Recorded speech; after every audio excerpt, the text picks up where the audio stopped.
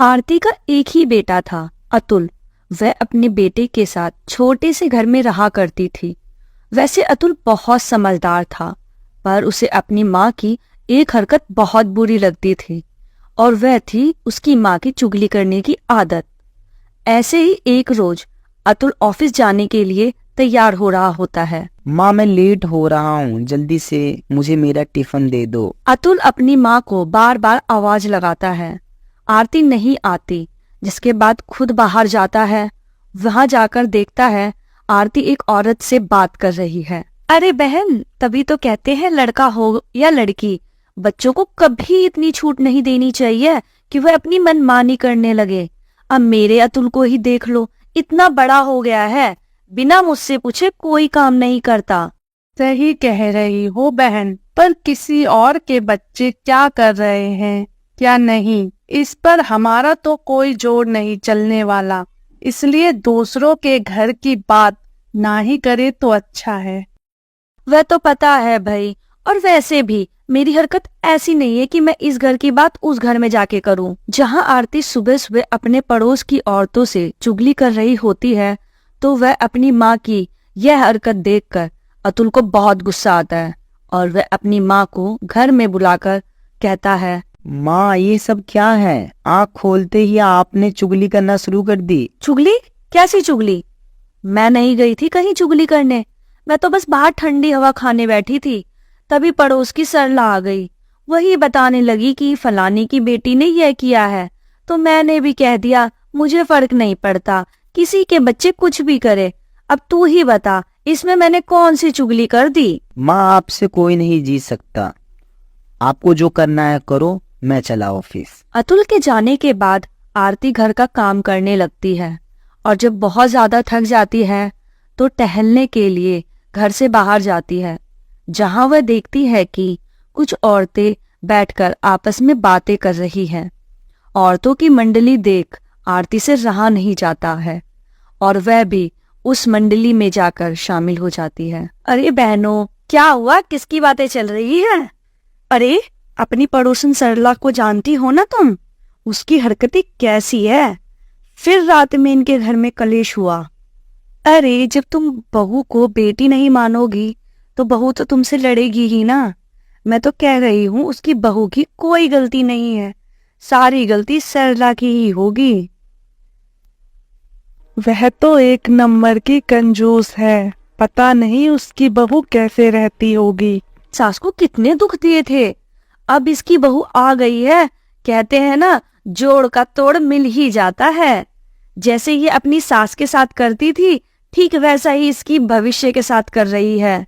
आरती बाकी औरतों से सरला की चुगली कर ही रही होती है कि तभी वहां सरला आ जाती है, और आरती को अपनी चुगली करता देख उससे बोलती है, आरती बहन, दूसरों की घर की चुगलियां करना तो कोई तुमसे सीखे, तभी तो तुम्हारा बेटा भी तुमसे दुखी है। अपने बारे में तो मैं क्या ही कहूँ। मेरा बेटा मुझसे दुखी है ये सुखी? तू कौन होती है बोलने वाली? बहन, तुम्हारा बेटा बहुत अच्छा और संस्कारी है, इसलिए कह रही हूँ चुगली करने की अपनी ये गंदी आदत छोड़ दो, नहीं तो तुम्हारी चुगली करने की आदत से तुम्हारा बेटा तुमसे दूर हो जाएगा। सरला और आरती के बीच में बहस हो जाती है, जिस वजह से वह दोनों आपस में बात करना बंद कर देती है। अब ऐसे ही कुछ महीने बीत जाते हैं, और एक दिन एक औरत आरती से कहती है, अरे बहन, तुम्हारा बेटा तो इतना बड़ा हो गया है और अपने पैरों पर खड़ा भी हो गया है, दिखने में भी बहुत सुंदर है। अब जल्दी बताओ, बहू कब लाओगी? जवाब देने ही वाली होती है कि तभी उसकी नजर सरला पर पड़ती है, और वह सरला को सुनाते हुए कहती है, अरे बहन, मैं दूसरी औरतों की तरह बहू बेटी है, लड़का लड़की में फर्क नहीं करती। मैंने तो अपने बेटे को साफ साफ कह दिया है, तुझे जिससे शादी करनी हो तू उससे शादी करना।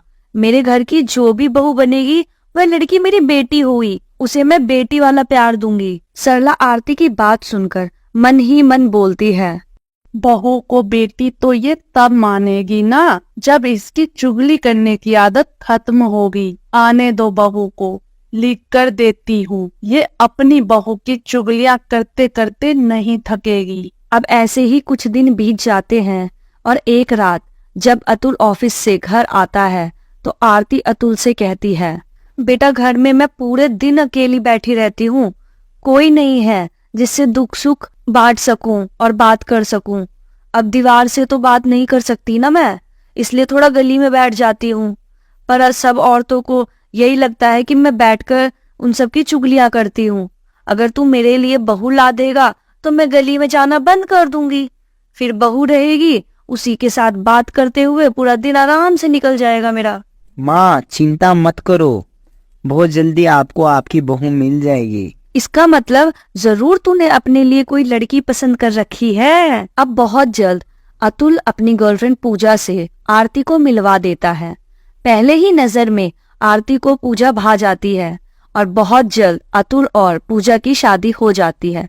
शादी के कुछ दिनों तक तो आरती अपनी बहू का खूब बखान करती है, पर कुछ महीनों बाद जब पूजा ऑफिस जाना शुरू कर देती है तो एक बार फिर वह घर में अकेली हो जाती है।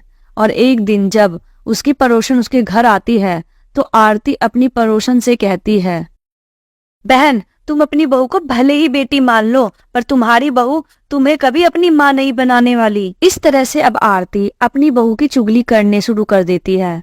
पर एक दिन जब आरती अपनी बहू की चुगली कर रही होती है तभी वहां पूजा आ जाती है और वह अपनी सास की सारी बात सुन लेती है।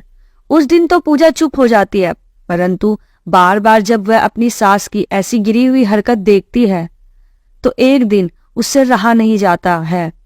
और जब आरती गली में अपनी बहू की चुगली करके घर आती है तो पूजा अपनी सास से कहती है, माँ जी, आपने गली में जो अपनी सहेलियों से कहा है कि मैं आपको खाने को नहीं देती, आपसे घर का काम करवाती हूँ, आपको आपके बेटे से बात नहीं करने देती, क्या ये सच में ऐसा करती हूँ?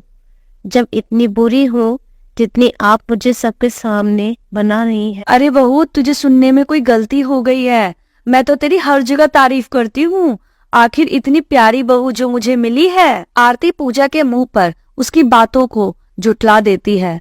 अब पूजा भी अपनी सास को बोलना बंद कर देती है, परंतु ये सारी बातें अतुल सुन लेता है और एक दिन वह अपनी आंखों से अपनी माँ को पूजा की चुगली करते हुए देख लेता है। यही बात तुमको बर्दाश्त नहीं होती। अब वह अपनी माँ को सबक सिखाने के लिए एक प्लान बनाता है और अपनी माँ से कहता है, क्योंकि आज मैंने अपनी आंखों से आपको देखा है पूजा की चुगली करते हुए, इसलिए मैंने और पूजा ने डिसाइड किया है अब हम आपके साथ नहीं रहेंगे, तब तक तो बिल्कुल भी नहीं जब तक आप अपनी चुगली करने की आदत छोड़ नहीं देती। बेटा एक तू और बहू ही तो है मेरी जिंदगी में, अगर तुम दोनों भी चले गए तो मैं किसके सहारे जीऊंगी। मैं कसम खाती हूँ तेरी, मैं आज से कभी भी बहू की चुगली नहीं करूंगी। अरे बहू की चुगली क्या, मैं तो अब किसी की चुगली नहीं करूंगी। अब आरती चुगली करना बंद कर देती है और दोनों सास बहू एक साथ अच्छे से रहने लगते हैं।